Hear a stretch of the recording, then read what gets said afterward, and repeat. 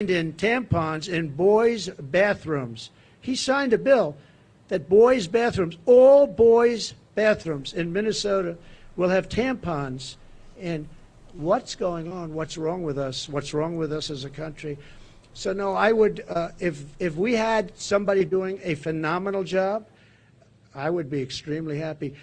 What I want to do is I want to see, even the last few months, I hope the country does really well, even though it would make it probably a little bit harder to win. I hope the country does really well. It's country first. I want our country to do great. If they were great leaders, I would be the first to say they're doing a fantastic job.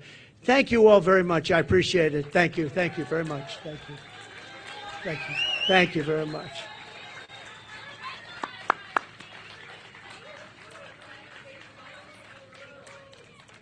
What? Do I regret debating Biden? So it was his request. He said we should get the debates on early, and I was willing. Don't forget, I got CNN, I got Jake Tapper and Dana Bash. They're not Trump people.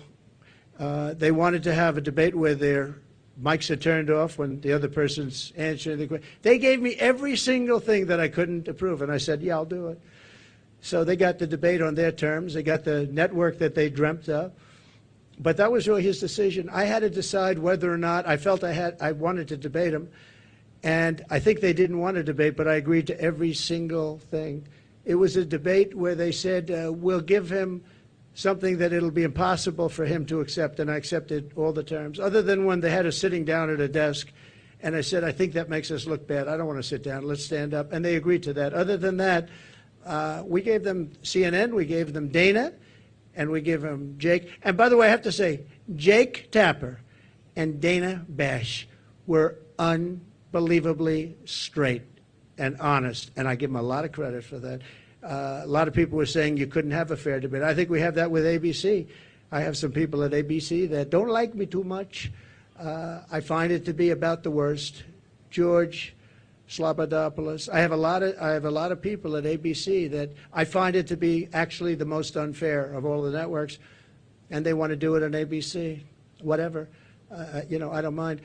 The question that you're asking, though, about whether or not the debate should have happened would have been a better question to ask of Joe Biden, because had he not done the debate, he would still be running for president and people would be hiding him, just like they're hiding her right now. You know they're hiding her no different than him, because I believe she's grossly incompetent, and I don't think that when people hear what she has to say, they're going to buy it. Thank you all very much. Thank you.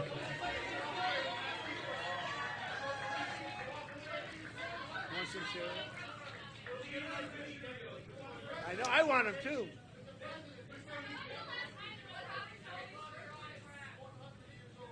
She's 100 years old.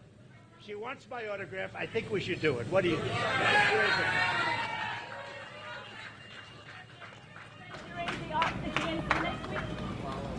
Just going to watch. I think it's going to be a disaster. I think it's going to be a mess. President Trump.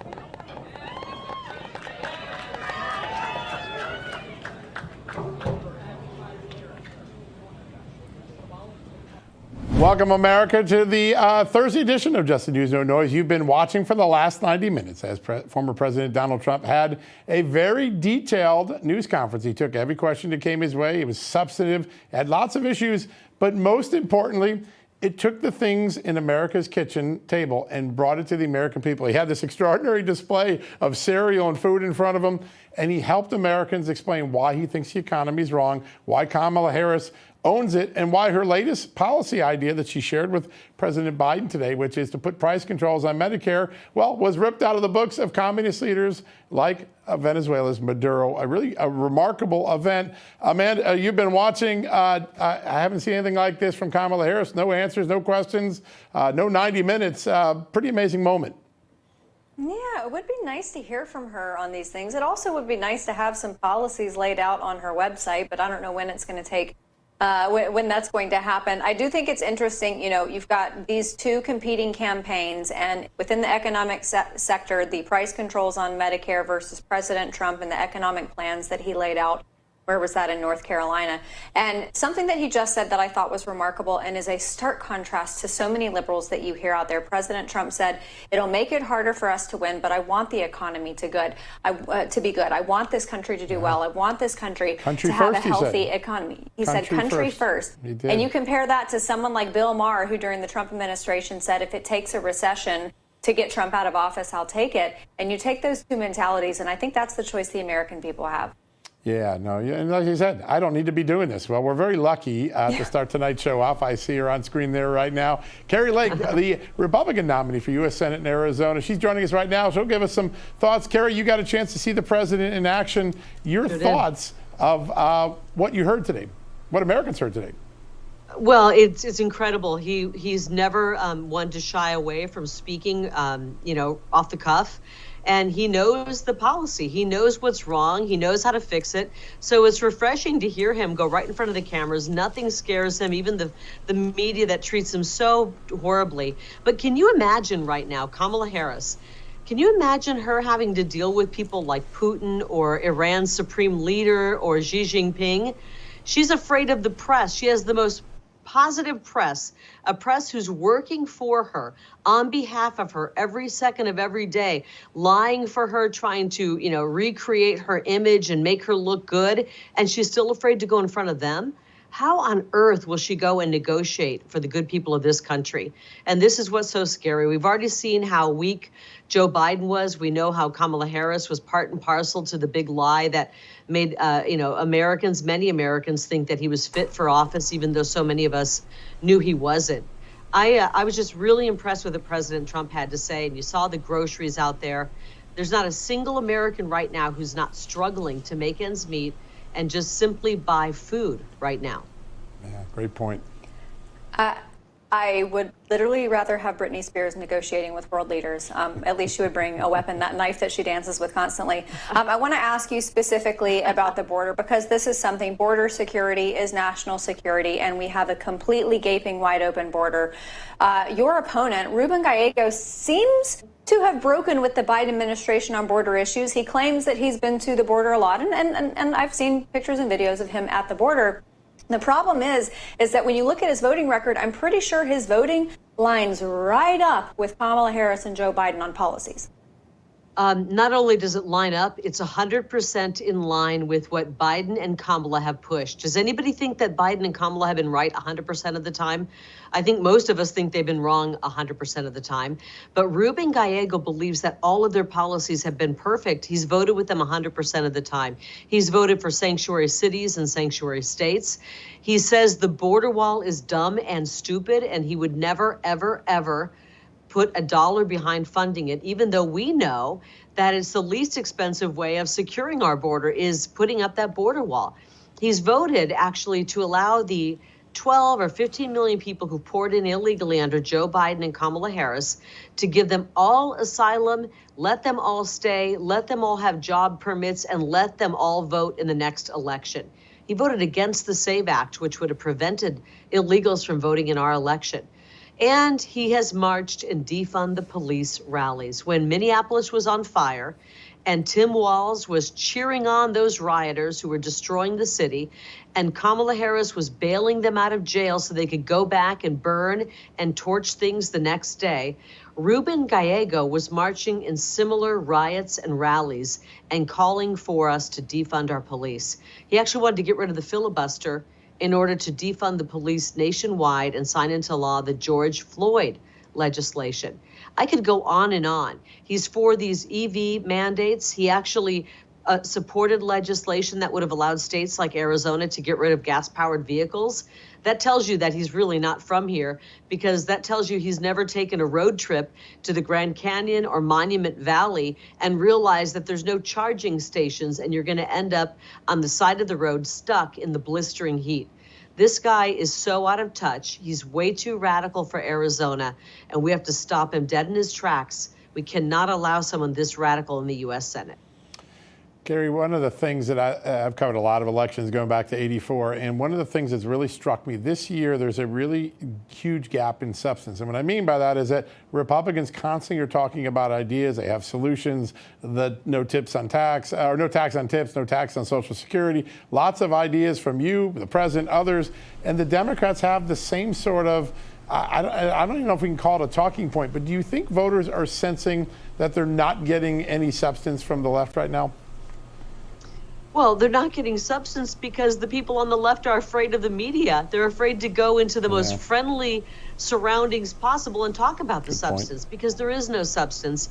They realize that the American people are not going to be bamboozled. The American people are not going to be gaslit anymore. You can have the fake news media pushing out that there's this extreme makeover of Kamala Harris. It's like one of those TV shows, Extreme Makeover, or an extreme makeover of Ruben Gallego, who's the most radical guy in all of Congress right now. And now they're trying to paint them as moderates. But the American people aren't going to fall for that because they're feeling the effects of Ruben Gallego's votes. They're feeling the effects of Kamala Harris's inaction on the border. Even though she's called the border czar, she hasn't been to the border.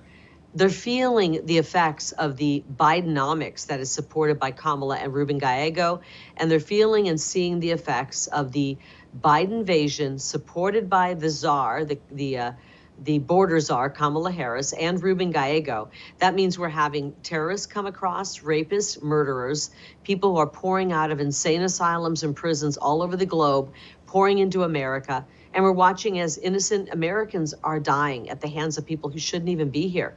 Innocent Americans like Laken Riley, who went for a jog, a young girl with her whole life ahead of her, a young woman who was ready to be a nurse and help people and was bludgeoned to death by an illegal. We saw another mother of 5 get killed when she was out and about by an illegal. We're seeing child predators. You cannot fool the American people any longer because we've been suffering for 3.5 years. And the message I have for America is we've got 3 months to save it. And that means we all have to get out and vote. Make sure you're registered to vote. Not a single person can sit home on this election.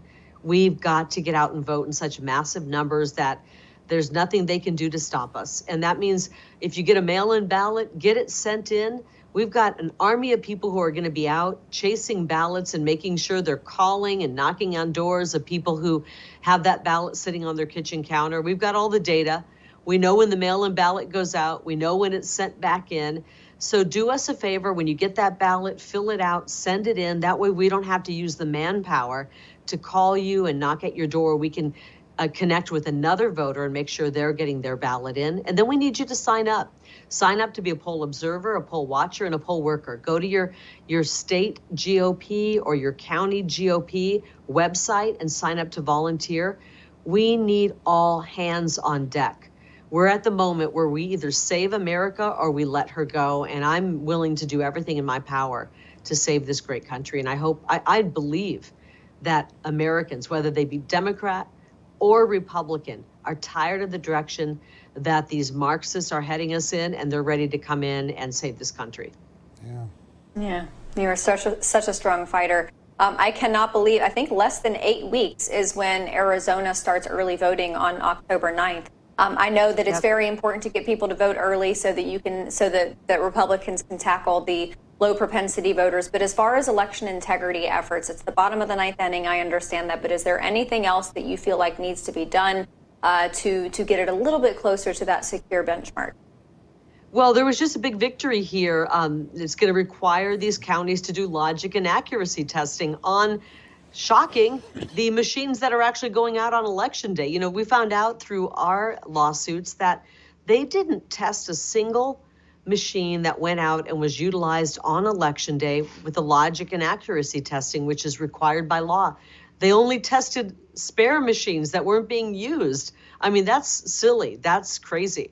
And so a deal was just made that they're going to have to do some testing, logic and accuracy testing on the actual machines they plan to use. That's a big win. We've pushed a case to the Supreme Court that allows us to make sure that only people who are citizens are allowed to vote in Arizona.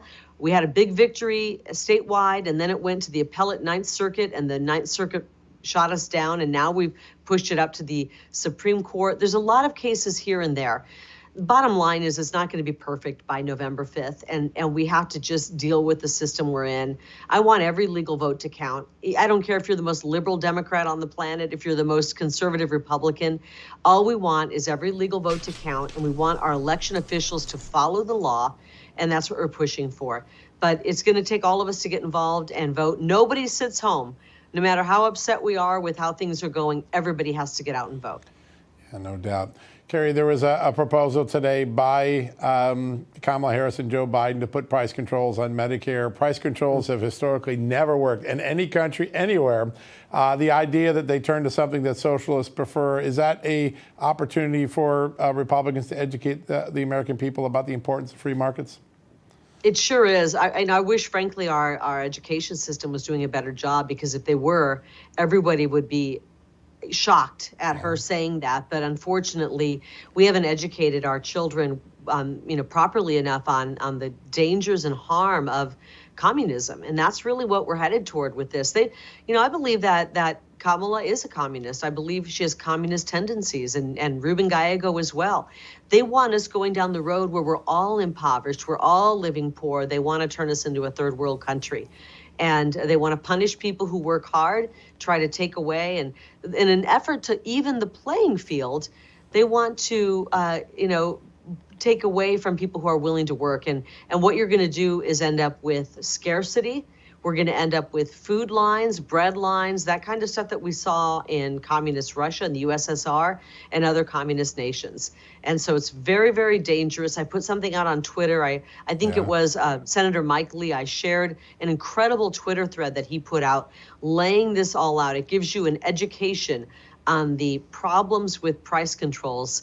It will be, it will truly cause scarcity and food lines, and it will be the beginning of pushing us into a place that we cannot afford to go. Yeah, and too many people who left and came legally to this country, they fled that. They don't want it following them here. There's no doubt about it. Kari, it's always a great honor to have you on the show. We love everything you're doing in Arizona. We'll be sure to check in soon with you, but thanks for joining us tonight. Thank you so much. Everybody get out, register to vote. Go to KariLake.com. We're looking great in the polls, but we need people to show up and vote. Thank you. That's the key. All right. Good to have you on, Kari. All right, folks, we're going to take a quick commercial break, but we're in an Arizona state of mind today. We're going to be joined by Congressman Eli Crane, a great Navy SEAL, great American war hero. He has a lot to say about Tim Walz and that fake military record we've been hearing about. We'll have that right after these messages.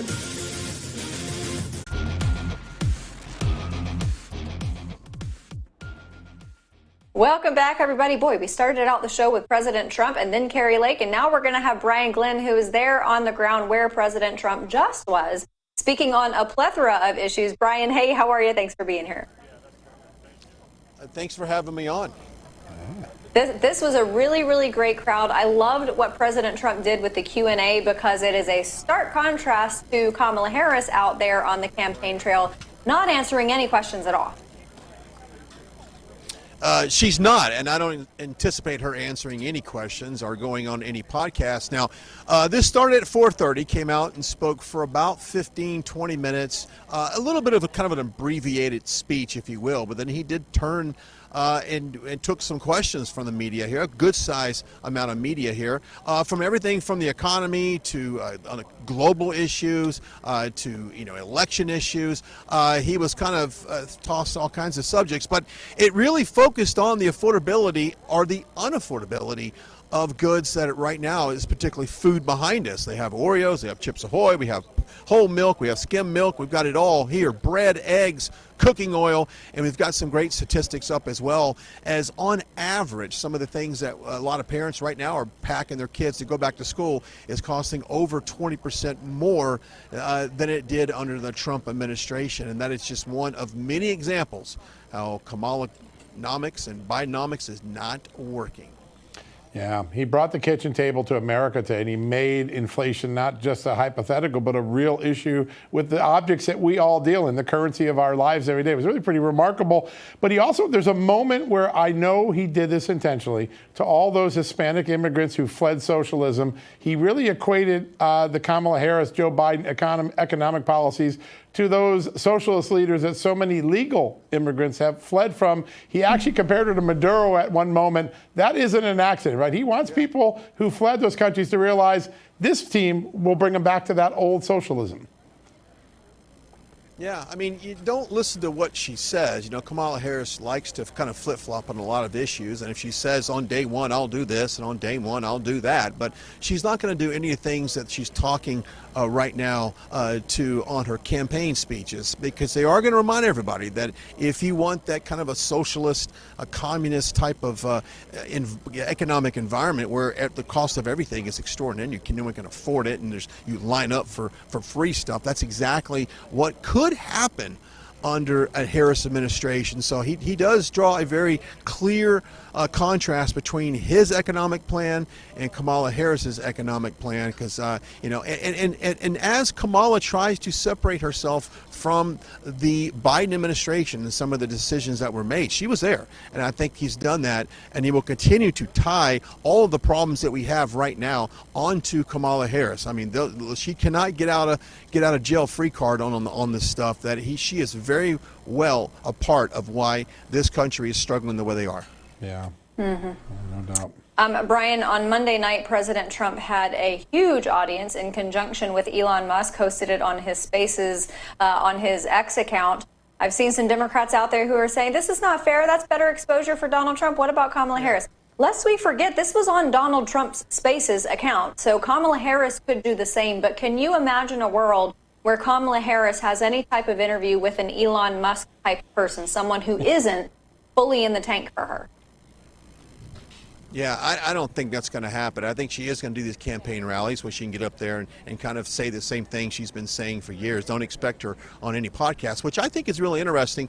The left pretty much crowned Elon Musk. He was a king of the electric vehicles. They loved him when he walked away from President Trump during his time in office and didn't stand for a lot of things that he disagreed with President Trump. And now that he has sat down with President Trump and has given his endorsement in this election, it seems that the left can't stand Elon Musk now, because he's actually done a 180 and looked at the policies that perhaps and some of the narratives that he was lied to for so long about this president. So I think it was a great, I tried to listen in. I know they had some technical issues coming on, which is expected when you have that many people logging on, and you get a DDoS attack as well, which I know very much about a DDoS attack. It happened in my previous company several times. So I think when it's all said and done, this was a good thing for moderates, for undecided, for independents, and maybe it's for some Democrats that think, you know what, let me give this President Trump guy a look. Yeah. Brian, we got a couple minutes left. I wanted to ask real quickly, the president did something today that clearly sets him apart from Kamala Harris. He tells these extraordinary stories. He weaves them in about his time with Vladimir Putin, with his time with this leader and that leader, and the real anecdotes that really happened. And it's a reminder that he's been on the world stage and can handle anything. And Kamala Harris, I don't think she has any stories like that. Maybe she got sent to a couple of foreign meetings, but she doesn't have that engagement. That's another intentional part of the strategy, reminding everyday Americans he's been on the world stage and formed on the biggest players. Yeah, you're right. There's not a subject that he can't talk about that he knows something about. And I think that's an interesting point that he had with Elon, a techno genius, if you will, somebody that's pioneered an entire industry. He can relate to him on so many levels. And, don't ask Kamala if she's been to Europe, because she'll tell you, I haven't been to Europe either. I mean, there's all kinds of things. Of course we know. And of course we know she's been to Europe. But right. He really does show the seasoned business guy and the leader that he has been for his companies and for this country for 4 years. Yeah, great point. Yeah. Great point. Brian, before we let you go, you are our national campaign correspondent, and I know you crisscross this country like it's your job, because it is your job. Where are you heading next? Well, I'm going to get in the car here and go about 2 hours to the northwest and go to the Wilkes-Barre area for tomorrow. President Trump has a rally there. Then I'm going to go down to Steelton, Pennsylvania following that. And then I'm going to go down to North Carolina. And then I'm headed out west to Arizona. From what I hear, there's some great things happening there. But we're all crisscrossing the country because this is what we do now. We got, 80-something days left in the campaign. We'll never see a political campaign like this ever before in our lifetime. And so buckle up and drink your Mountain Dew. It's going to be a long ride. I think we should give Brian an assignment to go get those Oreos, because listen, when you're on the campaign trail, there's nothing like Oreos, like the ones behind him. You should probably Unless go get they're those. original, because it's double stuff or bust. Real The original quickly. just won't cut it. These are original Oreos and regular chocolate chip cookies. And if the Secret Service wasn't here, I might go over there and get me an Oreo and a little bit of whole milk. Forget it. I'm a dunker now. I'm going to dump those Oreos in that milk. But hey, this represents what people are packing and those school lunches. And you know what? I'd push a school kid down right now for an Oreo. Just saying. Listen, it's not even worth it for me if it's not double stuff. But you have an excellent time with dunking that in your whole milk. Brian Glenn, thank you so much, sir. Yeah, good to have you, Brian. Thanks, buddy. Thank you. Yes, sir. All right, everybody, we're going to take a quick break, but on the other side, we are going to be back with former Navy SEAL and Congressman from Arizona, Eli Crane.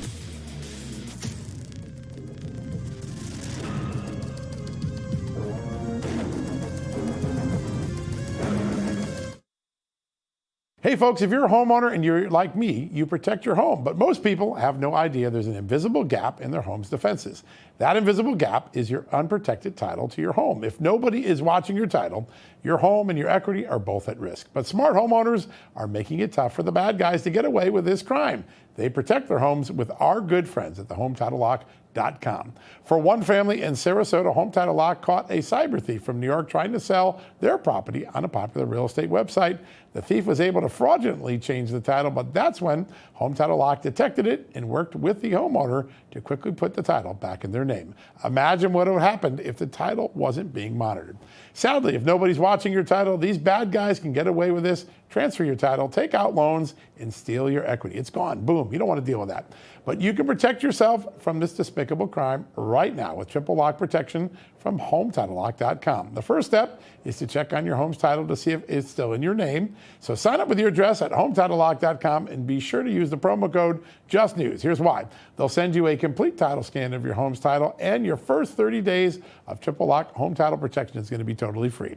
HomeTitleLock.com. Go use the promo code JUSTNEWS. Do it. Protect your most important asset. One more time. HomeTitleLock.com. Promo code JUSTNEWS.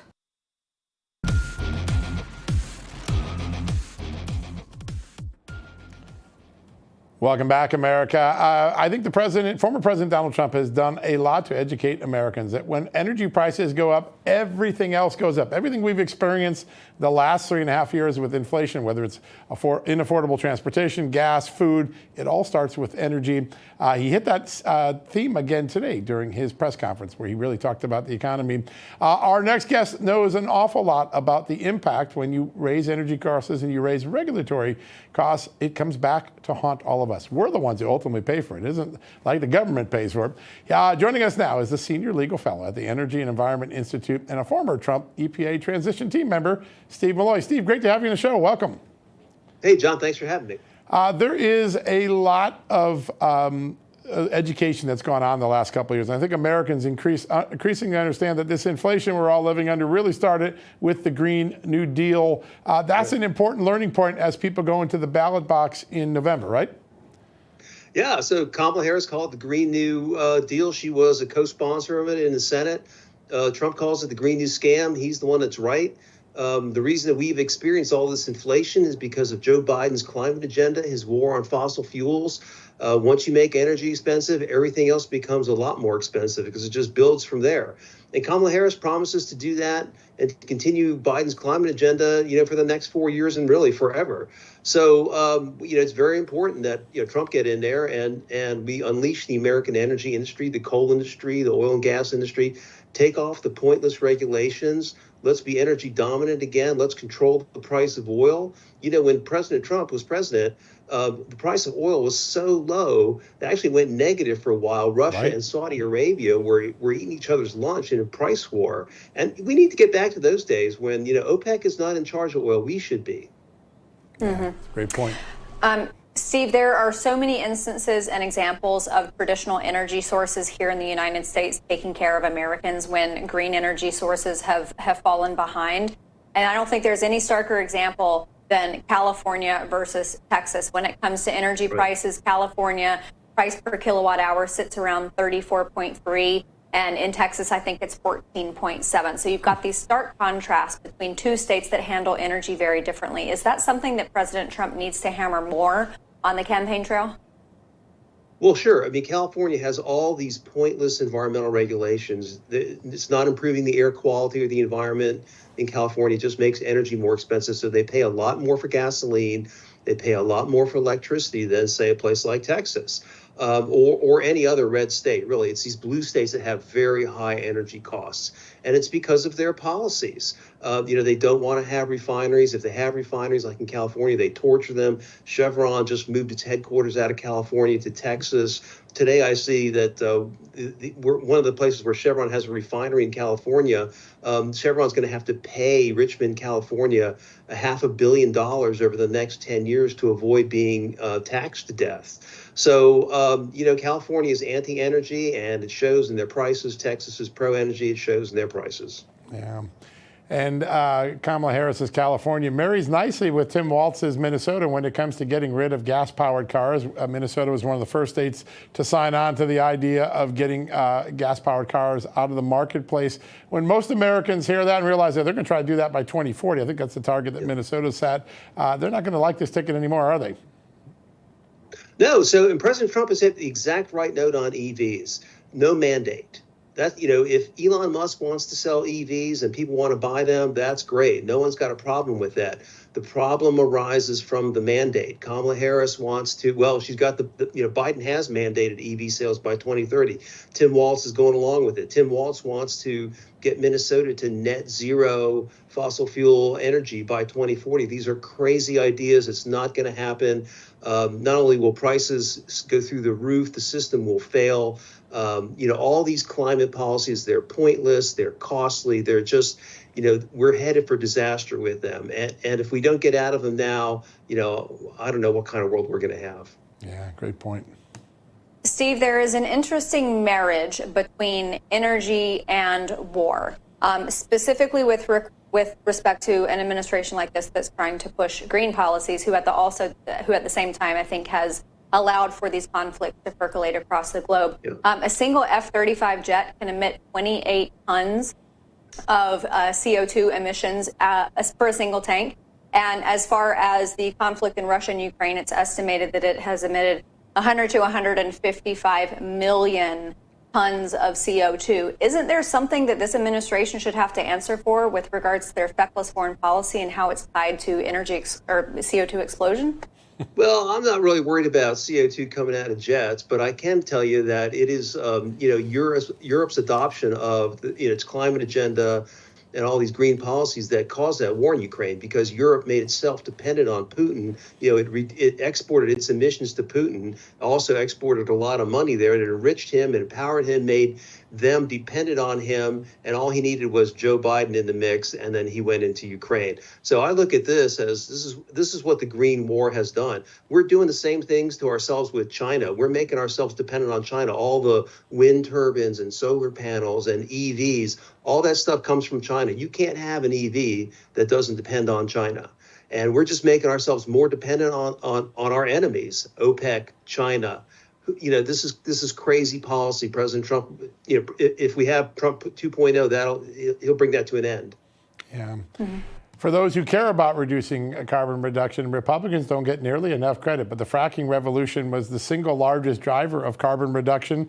And at the end of the last Trump administration, there was a plan that the Energy Secretary, Rick Perry, was developing that with nuclear and natural gas, you could do really well and keep energy cheap. That's a winning place for the Trump energy policy to pick right back up, right? Sure. So if you are worried about carbon emissions, and I'm not, but right. Nuclear is a great solution. But of course, the Greens oppose all nuclear power. They always have. They have led the charge to shut down nuclear. It's very expensive, very difficult to build nuclear in the U.S. We have new technologies, these small modular reactors, which could work. If they really were after emissions, if this is what climate was really all about, that's what they would be for. They wouldn't be for windmills and solar panels, which have no chance of reducing emissions.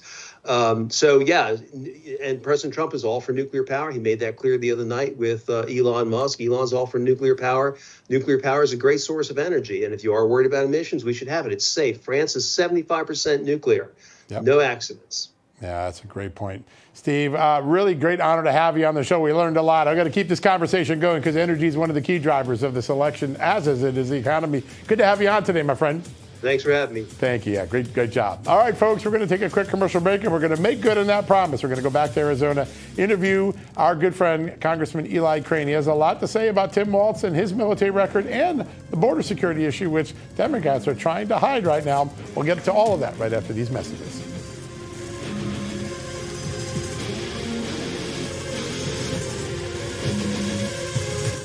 Hey, America, it's 2024, and you know what? You got to start taking care of your liver now more than ever. Why? Because the latest data from the American Heart Association indicates that adults with fatty liver were 3.5 times more likely to have heart failure than those without. The American Liver Foundation says that 100 million of us Americans have fatty liver, which means many people are at risk. We throw everything at our livers, right? Cholesterol, alcohol, toxins, Tylenol, statins, cigarettes, you got it. That's why so many of us have a sluggish fatty liver that makes us gain weight and lose energy. For decades now, your liver's helped you with over 500 key functions every day. It's time for you to return to favor. Help your liver. There's a solution. Liver Health Formula, an all-natural supplement which contains 11 clinically proven botanicals that help recharge and protect your liver. You can try Liver Health Formula and receive a free bottle of nano-powered omega-3 to go along with it. That'll keep your heart healthy. Try Liver Health Formula by going to getliverhelp.com/justnews. That's getliverhelp.com/justnews and claim your free bonus gift too. That's getliverhelp.com/justnews.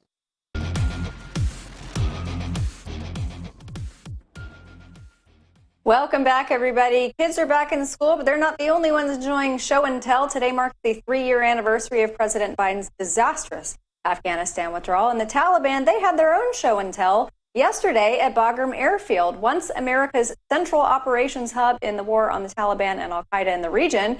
What you are seeing on your screen now is a military parade that the Taliban put on yesterday, showing all of the beautiful, shiny, technologically advanced weapons and equipment the Biden administration left for their use. How nice. We still don't have a very good reason as to why they left all of that equipment behind, by the way. Now, we talked to Congressman Eli Crane a little bit earlier, and we're going to throw to that now because he had a lot to say about this and a lot of others. We are back. Joining us now is the Congressman from the great state of Arizona, Eli Crane. Congressman, thank you so much for being here. Hey, guys. Thanks for having me on. I appreciate it. Yeah, good to have you. Sir, you know, as I watched that parade happen yesterday and all of that beautiful American equipment, I think it invoked fury for a lot of Americans, not necessarily fury at the Taliban, because the Taliban gonna Taliban, they got the equipment, but fury at this administration and the feckless foreign policy that led to it. And you hear Kamala Harris out there on the campaign trail. I don't know if she has a leg to stand on when it comes to foreign policy, considering she was the number 2, but I'm interested to hear your thoughts. No, absolutely. You know, I remember when this happened a couple years ago, many of us veterans were furious with what happened. I think the thing that bothered me and concerned me the most is somebody who had fought wars overseas, unlike Tim Walz, who's running for VP right now, is the night vision goggles. How much night vision equipment that we left. And for anybody that's fought in modern warfare, they understand that one of the biggest, strengths that we have overseas in modern warfare is that we typically own the night. And so when we're leaving that type of equipment overseas in the hands of, the Al-Qaeda, ISIS, the Taliban, all of these terrorist organizations that are bartering and selling amongst each other, all of us know that it's just going to be that much more dangerous for ourselves or our allies the next time we go back in there and have to do work in those regions. Yeah. Sir, I want to talk. You serve bravely our country, and we have an administration that on June 27th, the president, Joe Biden, said he never lost any lives on his watch when we lost 13 lives at Abbey Gate. We have a vice presidential nominee that says that he served in combat or tried to portray himself as serving in combat, and he claimed the title that he didn't actually earn. He actually was demoted from command sergeant major. And then you have a vice president that calls everything that the president has done in foreign policy a success. If you're one of the men and women who fought for this country, how do you look at these three people, and what do they signify to the military family community? Well, they're the exact opposite of peace through strength. And, this vice president candidate, John, is really bothering me. I usually I've gone out of my way since I got out of the military to actually help veterans out, and try not to speak ill about them just because of the brotherhood that we have. But this individual really bothers me, just that when we look at his record and more information is coming out, how dishonest he has been about his track record to promote himself and his political career. I was reading a story, I think it was from CNN just this morning. It might have been ABC, but I think it was CNN, talking about how he lied about the DUI that he received. I think it was back in 2005. Yep. How his campaign said that he hadn't been drinking, when in fact he admitted in the courtroom that he had been drinking, and he blew way over the legal limit there. Where he was at. And it's just like, this guy will lie about anything, that is going to preclude him or stop him from climbing the ranks and getting power and authority. And obviously that becomes a problem as you become, or have the opportunity to become, the second in charge of the world's most powerful superpower in the history of the world. I mean, are you going to believe him, John, when he says that, there's another global pandemic and now we have to lock down the country again, ruining our economy, wrecking businesses? Oh, and by the way, you got to wear masks, just like he made people do in his home state. Are you going to believe him when he talks about how dangerous this new pandemic is, or sending our kids and our blood and treasure off to another endless war to protect the national security of the United States? That's the problem with these people and their consistent lies. The American people don't trust them. And this guy, it's almost as if the Harris campaign didn't vet him at all, because the more we peel back the onion, the worse it looks. Yeah, that's true. Congressman, I think it is apparent from this conversation and from the better part of 4 years under Joe Biden that security abroad is suffering. Security, unfortunately, at home is suffering as well. Specifically with respect to protecting our political leaders and presidential candidates, I know that you, along with your Arizona colleague, Congressman Andy Biggs, have put together a resolution to require DHS to give up the records on the operations and what happened on that day, on July 13th, which just a little over a month ago. Have they responded? Do you expect them to respond with any large quantity of communications? No, they haven't responded yet, and we do expect it to take time. We do expect them to stonewall like they do every single time. But at the end of the day, we've got to be relentless and, continue to chip away so that we can get to the bottom of this. And as you guys know, this is so much bigger than one individual. This is about making sure that regardless of what candidate or what president is in office at the time, that the Secret Service is able and willing to protect that individual. And obviously, the catastrophic failure that the Secret Service allowed on J13 a couple weeks ago can never happen again. And that's why we got to continue to work to get to the bottom of it. I know myself, Corey Mills, and several others are, working right now on a supplemental investigation to try and help the congressional task force to make sure that we can make sure this never happens again. Yeah, so important. Sir, something that doesn't get reported almost daily in the national news media is the fact that our troops in Iraq and Syria continue to come under relentless fire day in and day out. I think 170 attacks since October 7th. There's been almost no retaliation, no defense of the troops aiming back at Iran or their proxies committing this. Does that affect troop morale? Does that affect troop security? And does it embolden Iran that there's no consequences for attacking us day in and day out? Absolutely. It affects the morale of the troops when they don't feel as if they're being protected, as if their best interests are being, put at the forefront when policy decisions are being, put in place. And once again, this is just another failure of this administration. It's why recruiting numbers, it's one of the many reasons that recruiting numbers are down. And this is, again, why this election in November is going to be so important, that we get a commander in chief back in place that not only our troops respect and know that he will have their back, but that foreign adversaries around the world respect as well. We have some very serious threats around the world. And right now they look at this administration. They don't know who's in charge. John, the American people don't know who's in charge right now. Yeah, that's true. I think that's right. Absolutely. Well, the Taliban is back in charge in Afghanistan, and 2010 called and they want their headline back. Apparently, ISIS is back in Syria operating. How much of a responsibility does Kamala Harris bear for the foreign policies of this administration? And should she have to answer to them at some point when she finally talks publicly and takes questions on the campaign trail? Yeah, I do think she absolutely has some responsibility, and I would, like the rest of the American people, would love to see her start answering questions. Obviously, they know, her handlers know that that's not on the table because she's so bad at answering questions. She didn't get this job because she's super intelligent or because she deserved it. She got this job, as we know, and sadly, we're at a place in this country because she fit the right demographic boxes that needed to be checked by a party that's more concerned with social engineering than they are about putting the right people in place to make sure that our country continues to be prosperous, safe, and secure. Yeah. Sarah, I know you've had a couple years to digest official Washington now as a freshman member of Congress, and you've seen a lot. You speak often of the lack of ethics that you see in politics, and the stock trading that goes on day in and day out is something I know bothers you. You've got some legislation. Could you talk a little bit about what you witness on stock trading and what you hope to fix with your legislation?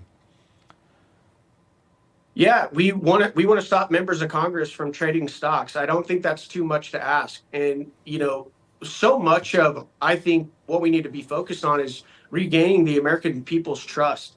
And this is why I've come out so hard against, Governor Tim Walz, because he is contributing to the problem. He's throwing gasoline on the problem of not stepping down and resigning and running for an office that he absolutely does not deserve. And so this is just one more attempt to try and get my colleagues to step up and quit trading stocks while we are members of Congress. Now, I'm not saying, John, that all members of Congress that trade stocks are doing, getting insider information, but it's the optics of it. Can you tell me? You can't tell me that you can't go a couple of years without trading stocks to try and restore the trust in our federal government with the people of this country that are so sick and tired and fed up with the corruption in Washington, D.C. I mean, come on. Just, while you're in office, don't trade stocks. It should be really simple. Yeah, a higher calling, a higher standard. Not too much to ask. Absolutely. Yeah. Congressman, before we let you go, I know that there are two issues in Arizona, inflation and immigration, obviously the economy, that are neck and neck. But a recent poll, I think it was a YouGov poll back in June, showed that 62% of Americans support deporting all illegal immigrants. I think only 38% oppose. I have a feeling that in Arizona, as you are listening so closely to your constituents, that immigration is going to be top of the list. 100%, guys. We're right here at ground zero. Most families in Arizona have been impacted negatively one way or another. It doesn't mean that we're not compassionate. It doesn't mean that we don't have empathy for people that want to come here and, make a better life for their family. We just want them, and, we're going to require them to get in line and do it the right way. And so, yes, we are going to need to deport people. We need to send a statement to others around the world that want to come here illegally that our border is no longer open. And if you come here illegally, you will be sent back to your country of origin. Yeah. Well, something that I know impacts Arizona positively is having Congressman Eli Crane up on Capitol Hill fighting for them. We appreciate you being here on this show tonight. Thank you, sir. Always appreciate it, guys. Thank you. Thank you, sir. All right, everybody. I want to stay on the topic of Arizona because, John, something I didn't have a chance to talk to Kari Lake about. Her opponent, Ruben Gallego, the two of them are tied in their polls at 46%. And, you know, she was talking about how you've got to get out there, you've got to vote early so that they can focus their efforts on people who might not be as likely to actually show up and vote. That's going to be keenly important. But also in that poll, Donald Trump is up over Kamala Harris, 44 to 42. Now, we've all been hearing that Kamala Harris is up, but I think that sugar high might be starting to wear off. Your thoughts? There's no doubt. We'll be able to share some new polling results that we've been working on tonight. They become public midday tomorrow. But she got a bounce, maybe 5-6 point bounce just because she was anybody but Joe Biden. But as we warned, that unless she filled that bounce with something that would convince the American people she's the right person, it would come right down. And it's coming right down. We'll give you exact numbers tomorrow, but Donald Trump will be up nationally for sure, and he's up in most of the battleground states. 6 of the 7 battleground states is what we think. So we'll get to all of that tomorrow, but that's one of the problems with her strategy, which is people aren't going to fall for the basement thing. And when they gave Joe Biden the benefit of the basement thing, is he had 50 years of experience.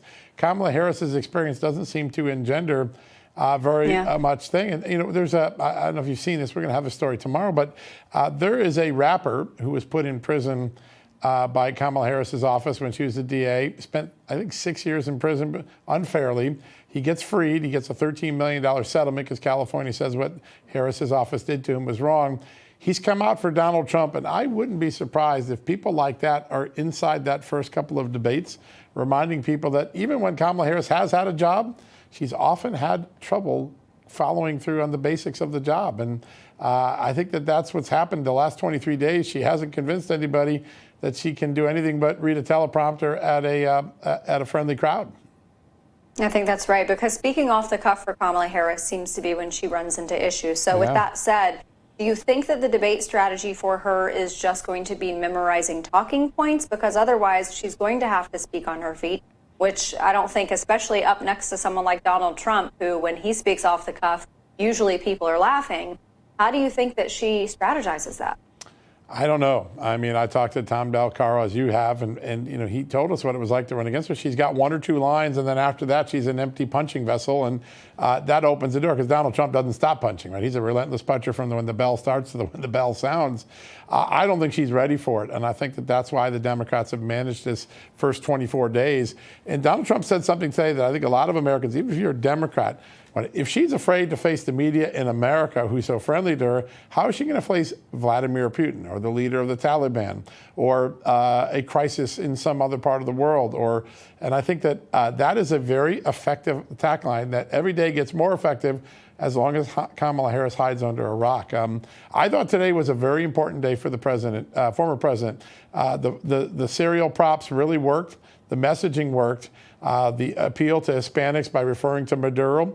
I think he scored a lot of points today, and we'll see if Kamala Harris can respond with her economic speech tomorrow. But today was a stabilizing day, and I think when people see the polls tomorrow, they'll realize he's back in the lead.